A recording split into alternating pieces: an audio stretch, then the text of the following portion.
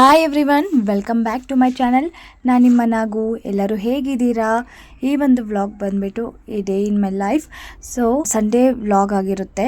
ಬೆಳಗ್ಗೆ ಬೇಗ ಎದ್ದು ಮನೆ ಕೆಲಸ ಎಲ್ಲ ಮಾಡಿ, ಅಡುಗೆ ಎಲ್ಲ ಮಾಡಿ, ನಮ್ಮ ಹಸ್ಬೆಂಡ್ಗೂ ಬಾಕ್ಸ್ ಎಲ್ಲ ಎತ್ತು ಕಳಿಸಿ, ಪೂಜೆ ಎಲ್ಲ ಮುಗಿಸ್ಕೊಂಡು ನಾವು ಸಂಡೇ ಕಾಟರಮ್ಮ ಟೆಂಪಲ್ಗೆ ಹೋಗ್ತಿದ್ದೀವಿ. ಸೊ ಟೆಂಪಲ್ಗೆ ಹೋಗಿ ಅಲ್ಲಿ ಪೂಜೆ ಎಲ್ಲ ಮುಗಿಸ್ಕೊಂಡು ನಾವು ದೀಪ ಹಚ್ತಾ ಇದ್ವಿ. ದೀಪ ಎಲ್ಲ ಹಚ್ಚಿ ಎಲ್ಲ ದರ್ಶನ ಎಲ್ಲ ಮುಗಿಸ್ಕೊಂಡು ಮತ್ತೆ ಮನೆಗೆ ವಾಪಸ್ ಬಂದಿದ್ದಾದಮೇಲೆ ಸಂಜೆ ಅಡುಗೆಗೆ ಏನು ಮಾಡೋದು ಅಂತ ಯೋಚನೆ ಮಾಡ್ತಿರ್ಬೇಕಾದ್ರೆ ಸೊ ಸಿಂಪಲ್ಲಾಗಿ ಟೊಮೆಟೊ ಚಟ್ನಿ ಮಾಡಿದ್ರೆ ಚೆನ್ನಾಗಿರುತ್ತೆ ಅಂತ ಹೇಳಿಬಿಟ್ಟು ಅದನ್ನು ಪ್ರಿಪೇರ್ ಮಾಡ್ಕೊಳ್ತಾ ಇದ್ದೀನಿ. ಯಾಕಂದರೆ ದೇವಸ್ಥಾನಗೆಲ್ಲ ಹೋಗ್ಬಿಟ್ಟು ಬಂದು ಸ್ವಲ್ಪ ಮನೆಯೆಲ್ಲ ಕೆಲಸ ಮಾಡ್ಕೊಡೋದು ಟಯರ್ಡ್ ಆಗಿತ್ತು. ಸೊ ಅದಕ್ಕೋಸ್ಕರ ಸಿಂಪಲ್ಲಾಗೆ ಮಾಡ್ಕೊಳ್ಳೋಣ ಅಂತ ಹೇಳಿಬಿಟ್ಟು ಟೊಮೆಟೊ ಚಟ್ನಿನ ಮಾಡ್ಕೊಳ್ತಾ ಇದ್ದೀನಿ. ಸೊ ಈ ಒಂದು ಚಟ್ನಿ ಬಂದ್ಬಿಟ್ಟು ತುಂಬ ಅಂದರೆ ತುಂಬಾ ಚೆನ್ನಾಗಿರುತ್ತೆ. ಮೊದಲೇದಾಗಿ ಈರುಳ್ಳಿ ಎಲ್ಲ ಕಟ್ ಮಾಡಿಕೊಂಡು ರೆಡಿ ಮಾಡ್ಕೊಂಡು ಇಟ್ಕೊಂಡಿದ್ದೀನಿ. ಒಂದು ಸಣ್ಣ ಪಾತ್ರೆಗೆ ಜೀರಿಗೆ ಹಾಕಿ ಅದು ಸ್ವಲ್ಪ ಸಿಡ್ದಿದ್ದಾದ್ಮೇಲೆ ಕಟ್ ಮಾಡಿ ಇಟ್ಕೊಂಡಿರುವಂತಹ ಆನಿಯನ್ಸು ಮತ್ತು ಬೆಳ್ಳುಳ್ಳಿ, ಹಾಗೆ ಒಂದು 4 ಇಲ್ಲ 3 ಹಸಿಮೆಣಸಿನ್ಕಾಯಿ ಅದನ್ನು ಹಾಕಿ ಚೆನ್ನಾಗಿ ಫ್ರೈ ಮಾಡ್ಕೊಳ್ತಾ ಇದ್ದೀನಿ. ಅದು ಬೇಯೋಷ್ಟರೊಳಗಡೆ ಅದು ಸ್ವಲ್ಪ ಲೈಟಾಗಿ ಬ್ರೌನಿಷ್ ಕಲರ್ ಬರಬೇಕು. ನೋಡಿ, ಈ ಥರ ಬರಬೇಕು. ಅಷ್ಟರೊಳಗಡೆ ಟೊಮೆಟೊನ ಕಟ್ ಮಾಡಿಕೊಂಡು ಟೊಮೆಟೊ ಕೂಡ ಹಾಕಿ ಅದಕ್ಕೆ ಸ್ವಲ್ಪ ಉಪ್ಪನ್ನು ಹಾಕಿ ಅದನ್ನು ಚೆನ್ನಾಗಿ ಫ್ರೈ ಮಾಡ್ಕೊಳ್ತಾ ಇದ್ದೀನಿ. ಉಪ್ಪು ನೋಡಿಕೊಂಡು ಹಾಕ್ಕೊಳ್ಳಿ, ಓಕೆನಾ? ಇವಾಗ ಫ್ರೈ ಮಾಡ್ಕೊಳ್ಬೇಕಾದ್ರೆ ಹಾಕ್ಕೊಂಡ್ರೆ ಮತ್ತೆ ಅದನ್ನು ಗ್ರೈಂಡ್ ಮಾಡಿದಾದ್ಮೇಲೆ ಒಗ್ಗರಣೆಗೆ ಹಾಕ್ತಾರಲ್ಲ, ಸೊ ಆ ಟೈಮಲ್ಲಿ ಏನು ಹಾಕೋದು ಬೇಡ. ನಿಮ್ಗೆ ಆ ಟೈಮಲ್ಲೇ ಬೇಕಂದರೆ ನೀವು ಆ ಟೈಮಲ್ಲಿ ಕೂಡ ಹಾಕ್ಬೋದು, ಓಕೆನಾ? ಇವಾಗ ಬೆಂದಿದ್ದಾದಮೇಲೆ ನಾವು ಅದನ್ನು ಒಂದು 15 ಮಿನಿಟ್ಸ್ ಆ ಥರ ನಾವು ಅದನ್ನು ತಣ್ಣಗಾಗಕ್ಕೆ ಬಿಡಬೇಕು.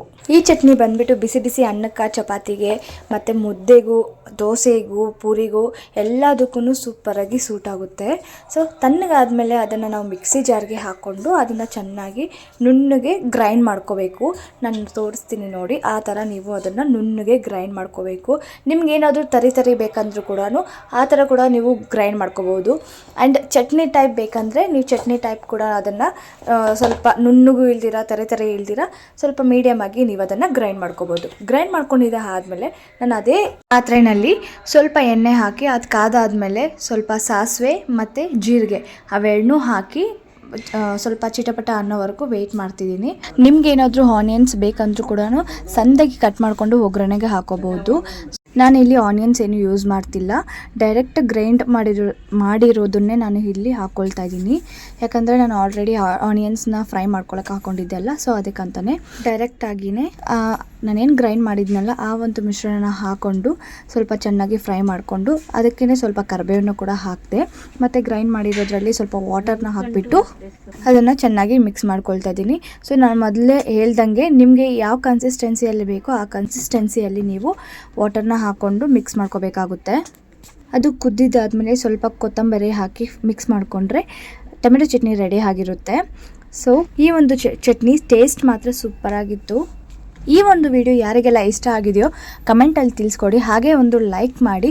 ಆ್ಯಂಡ್ ಈ ಒಂದು ವಿಡಿಯೋ ಯೂಸ್ಫುಲ್ ಆಗಿದ್ದರೆ ನಿಮ್ಮ ಫ್ರೆಂಡ್ಸ್ ಆ್ಯಂಡ್ ಫ್ಯಾಮಿಲಿಗೂ ಕೂಡ ಶೇರ್ ಮಾಡಿ. ಆ್ಯಂಡ್ ಇನ್ನೂ ಯಾರೆಲ್ಲ ನನ್ನ ಚಾನಲ್ನ ಸಬ್ಸ್ಕ್ರೈಬ್ ಮಾಡ್ಕೊಂಡಿಲ್ಲೋ ಸಬ್ಸ್ಕ್ರೈಬ್ ಮಾಡ್ಕೊಳ್ಳಿ. ಇದೇ ಥರ ಹೊಸ ವೀಡಿಯೋಸ್ಗಳಿಗೆ ಅಪ್ಡೇಟ್ಸ್ಗಳು ನಾನು ನಿಮಗೆ ಕೊಡ್ತಾನೆ ಇರ್ತೀನಿ.